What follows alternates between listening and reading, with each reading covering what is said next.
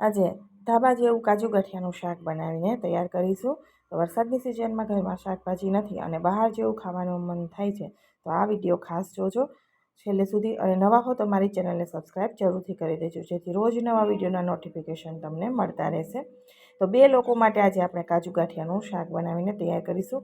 તેનાથી 20થી 25 કાજુ છે, એના 2 ટુકડા કરી લીધા છે. જે કાજુને ત્યારે મેં બાઉલમાં લઈ લીધા છે, બે ભાગ અલગ કરીને. હવે આપણે એની અંદર ઉકાળેલો ગરમ પાણી નાખીશું. કાજુ 2 રીતે તમે શાકમાં નાખી શકાય. એક શાકમાં શેકેલા કાજુ નાખી શકાય, તમને ક્રન્ચી ટેસ્ટ પસંદ હોય તો. અને નહીંતર તમે ગરમ પાણીમાં પલાળી દો તો કાજુનો સ્વાદ છે એકદમ સરસ એવો આવશે. હવે આપણે શાકના વઘાર માટે તેલ નાખીશું. તેલ ગરમ થાય એટલે જીરું, હિંગ અને આદુ મરચાંની પેસ્ટ નાખીશું. તમને લસણ પસંદ હોય તો આદુ મરચાં લસણની પેસ્ટ લઈ લેવાની. અને પછી તમને જો ડુંગળી પણ પસંદ છે તો તમે ડુંગળી પણ અહીંયા નાખી, આદુ મરચાં લસણની પેસ્ટ સાતળી પછી તમારે ડુંગળી નાખી દેવાની, એકદમ ઝીણી સમારી અથવા તો પ્યુરી કરેલી. ડુંગળી ગોલ્ડન પિંક કલર થાય ત્યાં સુધી સતળવાની, ત્યાર પછી ટામેટાની પ્યુરી નાખવાની. મેં અહીંયા 2 મીડિયમ સાઇઝના ટામેટાં લીધા હતા, જેની પ્યુરી બનાવીને નાખી છે. પહેલાં ટામેટાની પ્યુરીને આપણે ગેસની ફ્લેમ અત્યારે મીડિયમ રાખેલી છે. મીડિયમ ફ્લેમ ઉપર 2 થી 3 મિનિટ ચલાવી લઈશું.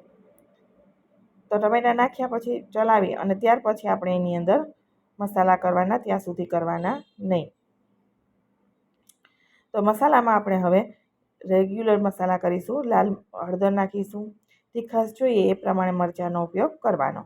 લાલ મરચું, ધાણા જીરું અને સ્વાદ પ્રમાણે આપણે મીઠું નાખીશું.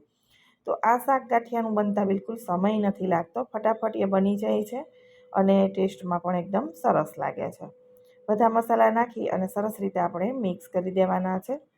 મિક્સ કરી પછી ગેસની ફ્લેમ લો કરી દેવાની, જેથી મસાલા છે એ નીચે સુધી બળે નહીં અને તેલ એકદમ સરસ છૂટું પડી જાય. તો લો ટુ મીડિયમની વચ્ચે આપણે ગેસની ફ્લેમ રાખી અને ઢક્કણ ઢાંકી દઈશું. 3 મિનિટ જેવું રહેવા દઈશું. તેલ છૂટું પડી જાય સરસ ત્યાં સુધી. જો તમે ગેસની ફ્લેમ વધારે રાખો તો સાઈડનો ભાગ છે ને એ કાળો થઈ જાય. એટલા માટે ગ્રેવી આપણી ઓછી હોય ને ફ્લેમ વધારે હોય તો સાઈડમાં કાળું થઈ જાય, ગ્રેવી તો કૂક થાય. એટલે એ પ્રમાણે ફ્લેમ રાખવાની. વધારે પડતું કાળું શાક સાઈડમાં બળે નહીં. હવે સરસ એવું ટમેટામાંથી તેલ છૂટું પડી જાય, ગ્રેવી કૂક થઈ જાય, ત્યાર પછી આપણે એની અંદર ગરમ પાણીમાં જે પલાળીને કાજુ રાખ્યા છે કાજુ નાખી દઈશું. ગરમ પાણીમાં પલાળવાથી કાજુ એકદમ પોચા લાગે છે અને ખાવામાં તમને સરસ લાગશે. અને ઘણા લોકોને ક્રન્ચી ટેસ્ટ પણ પસંદ હોય છે, તો તમારે પહેલાં કાજુને તેલમાં સાતળી લેવાના, એટલે ક્રન્ચી કાજુ ટેસ્ટમાં તમને લાગશે. હવે અહીંયા કાજુને સરસ રીતે મિક્સ કરી અને ત્યાર પછી આપણે એની અંદર મલાઈ નાખીશું. ઘરની દૂધની મલાઈ છે, 2 ચમચી આપણે દૂધની મલાઈ ઘરની નાખીશું.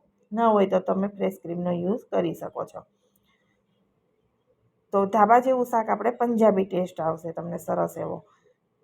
મલાઈ નાખી અને મલાઈને આપણે કન્ટિન્યુઅસલી ચલાવશું અને ગેસની ફ્લેમ હજી લો ટુ મીડિયમની વચ્ચે જ રાખી છે, એકદમ લો પણ નહીં અને મીડિયમની વચ્ચે નહીં. અને અહીંયા જે મસાલો છે કિચન કિંગ મસાલો નાખવાનો અથવા તો પંજાબી ગ્રેવીનો મસાલો આપણે બજારમાં મળે છે એ તમે નાખવાનો, એટલે સુગંધ તમને સરસ પંજાબી શાક જેવી આવશે. મસાલો દૂધ સાથે ગ્રેવીમાં અત્યારે અહીંયા મલાઈ સાથે નાખી અને સરસ રીતે આપણે મિક્સ કરી દઈશું. મલાઈમાંથી ઘી છૂટું પડશે એટલે સરસ એવું ગ્રેવી તૈયાર થઈ જશે. મલાઈ નાખી અને તરત એની અંદર બીજી વસ્તુ નાખવાની નથી, પહેલાં મલાઈ નાખી સરસ કૂક કરી લેવાની. તો તમે અહીંયા શાક જોઈ શકો છો, એમ જ ખાવાનું મન થાય ને એવું સરસ બનીને તૈયાર થઈ ગયું છે. હવે આ રીતે તેલ છૂટું પડી જાય પછી આપણે ગ્રેવી માટે પાણી નાખીશું. તો ગ્રેવી કેટલી જોઈએ છે પ્રમાણે પાણી નાખવાનું. અહીંયા 1 કપ જેટલું એટલે કે 1 વાટકી ભરીને મેં પાણી નાખી દીધું છે. પાણી નાખી સરસ રીતે મિક્સ કરી દઈશું. મિક્સ થઈ જાય ત્યાર પછી આપણે એની અંદર ગાંઠિયા નાખવાના છે. તો ગાંઠિયામાં આપણે ભાવનગરી ગાંઠિયા લઈશું. 1 વાટકી ભરી અને મેં અહીંયા ગાંઠિયા લીધા છે. ગાંઠિયાને બહુ કટકા ઝીણા કરવાના નહીં, જેટલા હોય એ પ્રમાણે જ નાખી દેવાના. વધારે આપણે સેવ ચોળીને નાખીએ શાકમાં એ રીતે નથી નાખવાના, નહીં તો સાવ ચૂરો થઈ જશે. કવર કરી 2 મિનિટ જેવું જ આપણે રાખીશું. 2 થી 3 મિનિટથી વધારે ગાંઠિયા કૂક કરવાના હોતા નથી. મસાલા સાથે સરસ ચડી જાય ને એટલું જ, ગાંઠિયાને વધારે પકાવવાની જરૂર હોતી નથી. તો અહીંયામાં ગાંઠિયા છે ને એકદમ પોચા થઈ ગયા છે, તમે જોઈ શકો છો સરસ. હવે આપણું શાક રેડી થઈ ગયું છે. ગેસની ફ્લેમ સાવ લો કરી દીધી છે અને હવે એમાં આપણે થોડી કસૂરી મેથી નાખી દઈશું, એટલે સુગંધ અને સ્વાદ બંને સારા લાગશે. સાથે લીલા ધાણા નાખી દઈએ. મિક્સ કરી દઈએ. હલકા હાથે કરવાનું, જેથી ગાંઠિયો હશે એકદમ પલળી ગયો છે તો તૂટે નહીં વધારે. તો અહીંયા સરસ મજાનું આપણું કાજુ ગાંઠિયાનું શાક હવે બનીને તૈયાર થઈ ગયું છે. તો પરોઠા સાથે, રોટલી સાથે ખાવા, ભાખરી સાથે ખાઓ, સરસ લાગશે. તો એકદમ સરસ અને ફટાફટ બની જતું શાક છે. તો જરૂરથી ટ્રાય કરજો. તમને મારું કાજુ ગાંઠિયાનું શાક કેવું લાગ્યું છે કોમેન્ટ બોક્સમાં જરૂરથી જણાવજો. વિડીયો પસંદ આવે તો લાઈક આપજો અને વધુમાં વધુ લોકો સાથે શેર કરજો.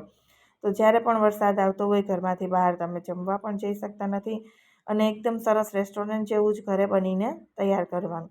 તો અહીંયા મસ્ત મજાનું આપણું કાજુ ગાંઠિયાનું શાક બનીને તૈયાર થઈ ગયું છે, ઓછા ખર્ચમાં અને ઓછા સમયમાં, અને હેલ્ધી પણ ખરું.